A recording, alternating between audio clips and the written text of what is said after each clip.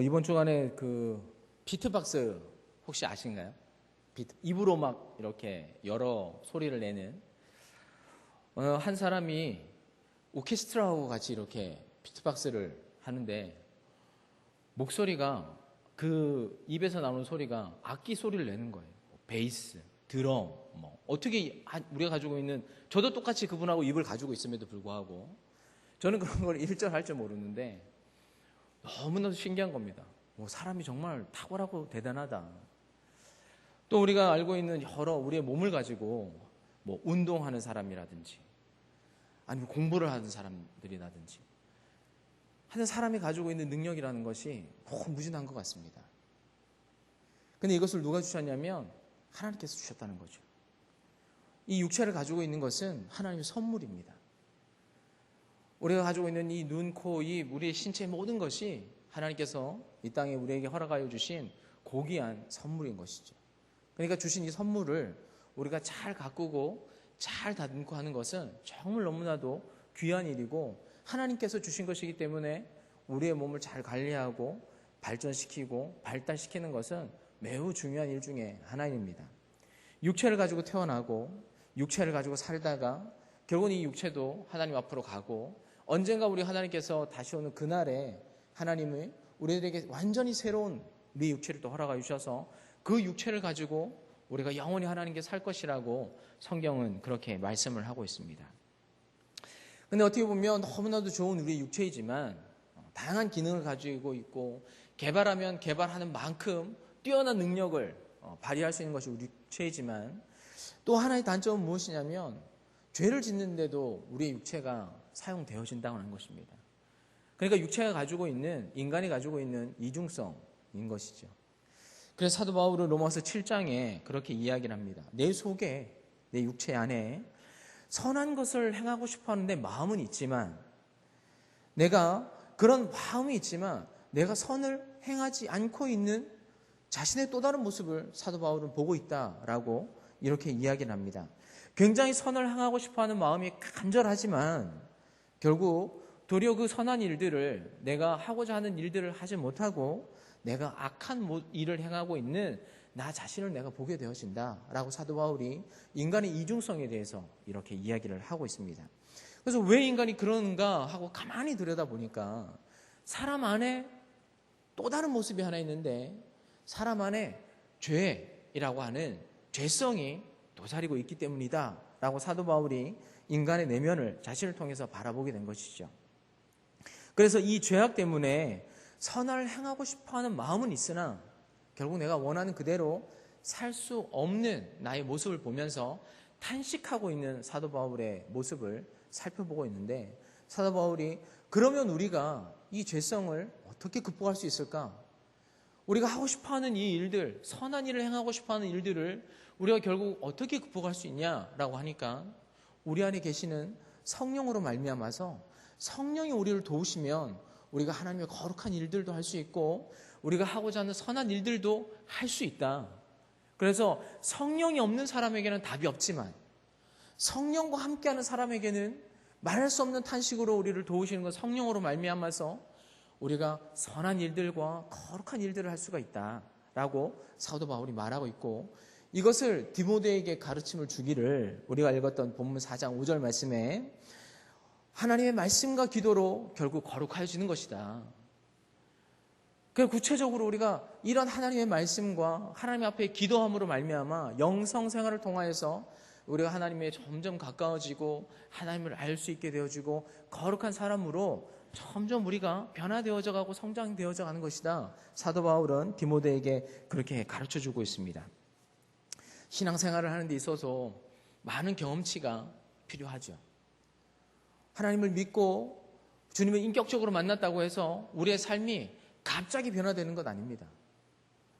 그만큼의 시간들도 필요하고 신앙이 숙성되어지고 성숙되어지고 하는 그 시간과 또 다양한 경험과 또 하나님을 만나는 그런 이 모든 경험치들이 조금씩 쌓이면서 우리가 하나님의 모습으로 닮아갈 수 있는 신앙의 근육들이 우리 안에 하나씩 생기는 것이죠. 새로운 일을 하다 보면 우리 안에 두려움이 생깁니다. 우리 모두가 다 마찬가지일 거라고 생각되어집니다. 왜 두려움이 생기느냐? 경험이 없기 때문이에요. 어떤 일을 하는 데 있어서 두려움이 생기는 이유는 그 일에 대한 경험이 아무것도 없기 때문이고, 그 일에 대한 또 지식이 아무것도 없기 때문에 우리가 어떤 일을 할 때, 심지어 사람을 만날 때도 그렇죠. 그 사람이 어떤 사람인지 모를 때 경계하게 되어지고 조심스럽게 되어지고 말도 행동도 조심하게 되지만, 그 사람을 알면 알수록, 그 사람을 조금 더 깊이 알수록 그 사람에 대한 자신감도 생기고 그 사람에 대한 이해가 넓어지면 넓어질수록 더 관계도 친해지는 것처럼, 일에 대한 업무다 이런 것도 동일하게 경험이 많이 쌓일수록, 또 그 일들을 많이 해볼수록 그런 두려움들이 하나씩 사라지는 것을 경험하게 되어집니다. 그래서 이 두려움이 많으면 많을수록 사실을 판단하기가 어렵게 되어지죠. 내가 이 판단을 했을 때 어떤 경험이 과연 도출되어질까라고 하는 것이 미지수이기 때문에 그 일에 대해서 쉽게 판단하기가 잘 되지 않습니다. 그러나 경험이 많은 사람들, 그 일에 대한 또 공부가 많은 사람들은 두렵지 않죠. 그래서 이 두려움이 때로는 우리 인생에 많은 기회를 놓치게 할 때도 있습니다. 내 앞에 내가 이것을 잡으면 나에게 새로운 기회와 도전들이 생기는데, 두려움이 이 기회를 잡는 것을 놓치게 하거나 주저하게 할 때가 많이 있고, 또 어떻게 보면 경험과 지혜가 없기 때문에 이것이 기회인가 아닌가 사실은 판단조차도 못하는 경우가 상당히 많이 있습니다. 그래서 타이밍을 놓칠 때도 많이 있죠. 그런데 이 두려움이라는 것이 우리의 본성입니다. 우리가 가지고 있는, 인간이라면 누구나 다 가지고 있는 본성이라고 할 수가 있는 것입니다. 자전거를 처음 타는 사람은 자전거가 두렵습니다. 수영을 처음 하는 사람들은 물이 두렵습니다. 그러나 수영 선수들은 물이 두렵지 않죠. 또 자전거를 타는 사람들은 자전거가 두렵지 않습니다. 왜냐하면 경험과 스킬과 또 지식이 그만큼 충분하기 때문인 것입니다. 여러분, 영적인 일들도 동일합니다. 우리가 신앙생활을 하는 것도 이와 비슷하다는 것이죠. 우리가 하나님을 잘 모를 때, 우리가 신앙에 대한 경험치가 많지 않을 때, 그럴 때 우리가 사실 이 미지수의 영역에 우리가 어떻게 하나님 앞에 접근해야 되는지, 아니면 아예 관심이 생기지 않을 수도 있는 것이죠.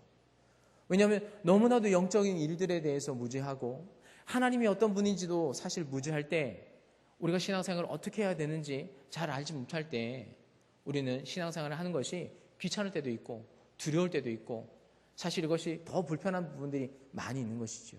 그런데 사도 바울은 디모데에게 이렇게 말을 하고 있죠. 5절 말씀에 하나님과 말씀으로 또 기도로 너희가 거룩해져 간다.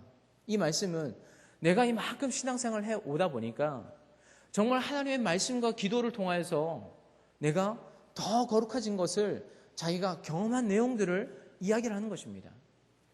세상 어디에 가서도 하나님의 말씀을, 하나님을 알 수 있는 방법은 전혀 없고, 오직 하나님의 말씀을 통하여서만 우리가 하나님의 말씀을 알 수 있고, 하나님을 알 수 있는 길은 오직 말씀밖에 없으며, 또 기도를 통하여서 우리가 하나님을 더욱더 친밀히 알아갈 수 있는 방법은 기도 외에는 존재하지 않더라라고 하는 이야기들을 사도 바울이 자기 신앙의 연륜과 경험을 통하여서 디모데에게 이야기를 해주고 있습니다. 또한 6절 말씀해 보시면, 내가 이것으로, 말씀과 기도죠, 내가 이것으로 형제를 깨우치면 그리스도 예수의 좋은 일꾼이 되어 믿음의 말씀과 내가 따르는 좋은 교훈으로 양육을 받으리라. 뭐라는 거예요? 내가 말씀과 기도로 내 옆에 있는 형제를 하나님의 사람으로 깨우치게 되어지면, 믿음의 사람들로 만들게 되어지면 누구에게 더 유익이 있다는 겁니까? 디모데 너에게.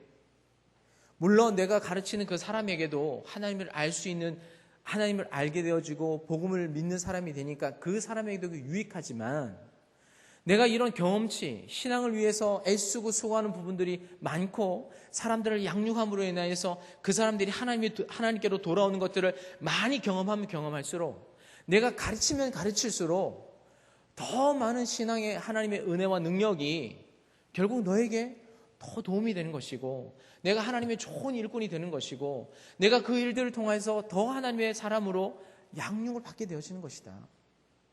그러니까 신앙생활에는 이런 신앙의 경험치들이 많이 쌓여야 합니다. 우리가 교회에 출석하는 것만으로도 우리가 신앙생활이 점점 잘하겠지라고 하는 것은 우리의 생각일 뿐인 것이죠. 우리가 주일날 이 출석하여서 하루 예배드리고 우리가 돌아가고 하는 것은 여러분 한계가 있습니다. 분명히 한계가 있습니다. 우리가 하나님을 알려고 애쓰고 노력하고 수고하는 모습들이 우리의 모습 속에 있어야 되는 것입니다. 사도 바울이 디모데에게 가르치는 것처럼 내가 내 형제를 깨우치는 이 일들을 계속함으로 말미암아서 내가 그 안에서 그 과정을 통하여서 하나님을 더욱더 깊이 알게 되어지고 은혜의 영역이 얼마나 큰 것인지 이 거룩함의 하나님의 영성에 대한 이 영역이 얼마나 더 넓어지고 그 신앙의 이 영역이 얼마나 더 넓어지는지를 내가 깨달았고 내가 알았으니 너도 이 일들을 디모데에게 계속하라고 말씀을 하고 있는 것입니다. 여러분 어찌 보면 사도행전에서부터 또 우리 바울이서 따라가는 히브리서까지 이 말씀 속에는 바로 사도 바울 자신이 경험했던 모든 신앙의 노하우와 경험치들이 이 말씀과 편지 안에 다 담겨져 있다고 보면 되겠습니다. 사도 바울이 전도를 하면서 교회를 세우면서 수많은 경험을 하였죠. 사도 바울이 만나고 스쳐 지나갔던 많은 사람들 한 사람 한 사람 통하여서 사도 바울이 깨닫고 보고 배우고 하는 이런 많은 경험치와 시간들이 사도 바울에게 있었습니다. 어떤 사람을 통하여서는 박해를 받았습니다. 어떤 사람들은 자신을 미워하고 어떤 사람은 자기를 저주하고 어떤 사람은 자기에게 돌을 던졌고 어떤 사람은 사도 바울을 채찍질하고 때리는 사람들도 있었습니다. 그런데 또 어떤 사람은 사도 바울이 복음을 전하는 어떤 사람은 사도 바울이 그 사람을 통하여서 말로도 다 할 수 없는 놀라운 하나님의 사랑과 은혜를 사도 바울은 그가 만났던 어떤 사람과 동력자들 통하여서 그가 하나님의 놀라운 은혜와 사랑을 경험하는 이런 경험치들도 사도 바울은 받아 누리게 되었던 것이죠. 그래서 그 사람들을 통하여서 어떤 사람들은 친구가 되어지고 어떤 사람은 동력자가 되어지고 어떤 사람들은 또 사역자가 되어짐으로써 하나님의 은혜가 얼마나 큰지 하나님께서 얼마나 나와 함께 하시는지 이 모든 과정들을 사도 바울이 다 자기의 몸으로 이 경험치를 통하여서 다 보고 깨달음으로 말미암아서 이 모든 이야기들을 디모데, 이 사역을 시작하는 디모데, 네가 지금은 알지 못하겠지만 네가 이 일들을 계속함으로 말미암아서 너도 언젠가는 이 하나님의 놀라운 신비와 능력과 그 은혜와 사랑의 그 깊이와 넓이를 풍성하게 누릴 수 있게 되어질 것이다. 그러니 이 일들을 계속해라라고 사도 바울이 디모데에게 이야기를 하고 있습니다. 그래서 7절 말씀해 보시면 망령되고 허탄한 신화를 버리고 경건에 이르도록 내 자신을 연단해라 라고 이야기를 하고 있습니다. 디모데가 망령되고 허탄한 신화를 믿었다는 건 아니겠지요. 디모데가 사역하고 있는 그 에베소라고 하는 그 지역 안에 여러 신들, 제우스를 비롯해서 그 당시에 했던 그 수많은 신들, 그리고 허탄한 이단의 사상들을 믿고 또 허황되고 의미 없고 가치 없는 일들에 자기의 삶을 쏟아내는, 물론 거기에는 믿지 않는 많은 대부분의 사람들도 있는 것이고 또 믿음의 삶들을 살아가지만 여전히 그 습관과 그들의 사상들을 버리지 못하는 믿는 하나님의 사람들도 있다라고 하는 것입니다. 그 모든 허탄하고 망령된 것들을 다 버려버리고 경건에 이르도록 연단을 해라 라고 바울이 이야기를 하고 있습니다. 경건이 무엇이냐라고 할 때 여러분 그 단어가 유세베이안이라고 하는 헬라어 단어인데요. 여러 해석들이 있습니다. 그러나 공통되어지는 것들을 좀 이야기를 드리면 순결한 양심으로 하나님께 예배할 수 있는 마음, 이런 것이 경건이다. 그러니까 어떤 마음의 상태를 이야기하는 것이죠. 칼빈이라고 하는 사람은 진정한 경건은 하나님을 사랑하고 그 의로움을 받아들이며 그분을 거역하는 것을 죽는 것보다 더 무서워하는 신실한 감정이다 라고 경건을 해석했습니다. 그러니까 우리가 하나님을 향하여서 온 마음을 쏟는 그 정직한 마음, 신실한 마음, 그 태도와 그 마음의 자세를 경건이라고 하는 것이죠. 이 경건을 연단해라, 연습해라 라고 이야기를 하고 있습니다. 그래서 이 단어가 무엇이냐면 그 당시에 우리가 올림픽을 나가는 선수들이 열심히 훈련하잖아요. 우리가 상상도 할 수 없는 그 에너지와 힘을 가지고 연습하는 그 훈련의 분량만큼 너희가 이 경건을 훈련하라는 것입니다. 제 주변에 역도 선수가 한 명 있는데요. 자기가 훈련하는 거를 쇼츠로 1분씩 이렇게 올리는 영상을 제가 예전에 몇 번 본 적이 있습니다. 100kg짜리를 100kg 잘 무겁죠. 100kg짜리를 10kg 들듯이 드는 친구예요. 그러니까 그 친구가 이게 드는 것을 보면 100kg짜리를 너무 쉽게 드는 거예요. 그래서 100kg, 150kg, 200kg, 나중에 330kg까지 드는 것을 봤습니다. 여러분 단기간에 이게 가능합니까? 자기의 평생을 이 역도를 하는 이 일에 금메달을 따기 위해서 최선을 다해서 자기의 삶을 말 그대로 갈아 넣었던 친구입니다. 사도 바울이 말하기를 너희가 경건을 이렇게 훈련해라 라고 얘기하는 겁니다. 하나님을 향한 그 절망한 마음과 그 신실한 마음이 하나님이 받으실 수 있을 만큼 너희가 이 경건을 훈련해라, 영적임을 훈련해라 라고 사도 바울이 이야기를 하고 있는 것입니다. 그럴 때에 이 경건이 우리들에게 반드시 유익을 주는데 8절 말씀해 보시면 육체의 연단은 약간의 유익이 있으나 경건은 범사에 유익하니 금생과 내생에 약속이 있느니라. 여러분 육체가 건강해야 됩니다. 둘 다 유익하다는 거죠. 육체를 훈련하는 것도 당연히 우리에게 유익이 있습니다. 그리고 경건을 훈련하는 것도 우리들에게 유익이 있다는 것이죠. 건강해야 됩니다. 건강하지 않으면 아무것도 할 수 없죠. 당연히 건강해야 됩니다. 건강하면 여러분 일상의 삶을 우리가 하고 싶은 일들을 마음껏 하며 살아갈 수 있죠. 뭐 일을 하는 일이나 일을 하는 것도 그렇고 내 스스로가 사람들에게 매력을 어필하는 일에 있어서도 여러분 건강하고 운동을 잘하는 사람들은 매력이 있습니다. 멋있습니다. 신앙생활도 건강해야 할 수 있습니다.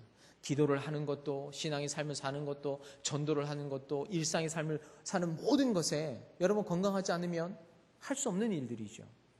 그러니까 건강을 위해서도 힘써야 됩니다. 그러나 바울이 얘기하는 것은 이것은 아주 소극적인 부분에 있어서 부분적인 유익이 있다. 그리고 이 육체에 대한 훈련은 우리가 육체를 입고 있는 우리가 목숨이 다하는 그때까지만 가능한 것이죠.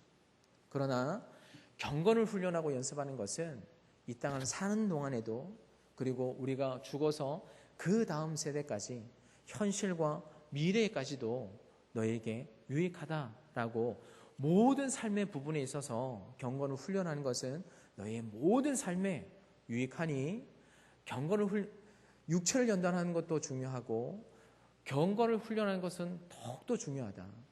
하나님과 함께 호흡하며 살아가는 그 모든 인생이 더 유익하다라고 사도 바울이 말씀을 하고 있습니다. 제가 이 말씀을 드리는 이유가 이것을 우리의 삶에 좀 적용해 봤으면 좋겠다는 겁니다. 사도 바울이 경건을 훈련하고 연습하여서 믿음의 삶을 열심히 사는 것, 그것이 사도 바울의 이야기로 끝나면, 디모데의 삶의 이야기로 끝나면 우리에게는 아무런 유익이 없는 것입니다. 사도 바울의 신앙의 삶을 잘 사는 것과 내가 신앙의 삶을 잘 하나님 옆에 사는 것은 별개의 문제인 것이죠. 우리 참회 수요일을 시점으로 사순절이 시작되었습니다. 40일이라고 하는 이 시간이 짧다면 짧다고 말할 수 있는 시간이지만 여러분 길면 길다고 말할 수 있는 시간입니다. 제가 신대원을 입학하고 나서 결과 발표가 1월 초쯤에 납니다. 그러면 이제 3월 초에 학교를 입학하게 되어지는데 그 시간이 한 40일이 조금 넘는 시간입니다. 그래서 제 친구 같이 신대원 시험을 준비했던 제 동생에게 전화를 걸었는데 합격을 하고 나서 그 다음날 바로 그 함께 시험 공부를 했던 동생에게 전화를 했습니다. 그 친구도 이제 합격을 했으니까 축하한다고 말하고 싶어서 전화를 했는데 연락이 안 되는 거예요. 전화가 꺼져 있는 겁니다. 일주일 있다가 또 전화를 했는데 전화가 꺼져 있는 겁니다. 몇 번을 전화했는데 전화가 꺼져 있는 겁니다. 합격을 했는데 세상하고 소식을 다 단절하고 누구하고도 통화가 안 된다고 얘기를 하는 거예요. 그래서 3월달에 입학을 하고 나서야 그 친구를 보게 됐는데 그 친구가 키가 좀 큽니다. 180이 좀 넘고 한 183쯤 되고 그러니까 등치도 좀 크고 그때 한 100kg 정도 더 나갔던 것 같습니다. 빼빼 말라가지고 온 거예요. 거의 한 30kg 정도 빼서 나타났는데 소식이 연락 두절되어진 이 시간 동안 기도원에 들어가서 40일 동안 금식 기도를 했다는 겁니다. 합격을 딱 했다는 그 순간 이 친구가 세상과 연락을 딱 두절한 채 40일 동안 기도원에 들어가서 하나님 앞에 감사의 기도, 또 내가 이 사역의 길을 앞으로 걸어가야 되는 일들에 40일 동안 금식 기도를 했다는 겁니다. 제가 그 얘기를 딱 듣는 순간 저에게 충격이 왔습니다. 여러분 40일이라는 시간 동안 합격하고 나서 그 친구하고 똑같은 시간을 살았습니다. 저도 40일이라는 시간을 보냈고 그 친구도 40일이라는 시간을 보냈는데 삶의 결과가 너무 다르다는 거죠. 하나님 앞에 자기의 40일이라는 시간을 어떻게 보면 평생이라는 시간 동안 40일이라는 시간은 결코 많은 시간은 아닌 것이죠. 그러나 질적으로는 너무 다른 삶을 살고 그 삶의 결과와 열마가 너무 다르다는 겁니다. 제가 이 말씀을 드린 이유는 작년에도 우리는 사순절을 보냈고 그 작년에도 사순절을 보냈고 교회 다니면서 사순절의 시간을 매일매일 매년마다 우리가 사순절을 보내고 있는데 그 시간들을 얼마나 의미 있게 우리가 보내고 있냐는 것입니다. 그냥 하나님의 그 고난과 십자가의 고통을 묵상하며 그냥 습관처럼 그것을 앵무새처럼 우리의 읊조리듯이 그것을 만약에 그 시간들을 우리가 그냥 보냈다고 한다면 우리가 우리의 시간들을 그냥 허투루 낭비하는 것과 다르지 않다는 것이죠. 우리의 삶의 새로운 습관을 들이는 데 있어서 30일, 40일이면 충분합니다. 제가 이 말씀을 드린 이유는 사순절에 우리들에게 우리의 삶의 변화를 가져오는 새로운 어떤 계기와 동기를 줄 수 있는 시간이 된다고 생각되어집니다. 그러면 작은 것이라도 좋으니까 새로운 일들에 도전을 해보셨으면 좋겠습니다. 나를 연단하고 나를 훈련하고 나를 하나님 앞에서 새롭게 나 자신을 더 성숙하고 발전시키는데 40일이면 충분합니다.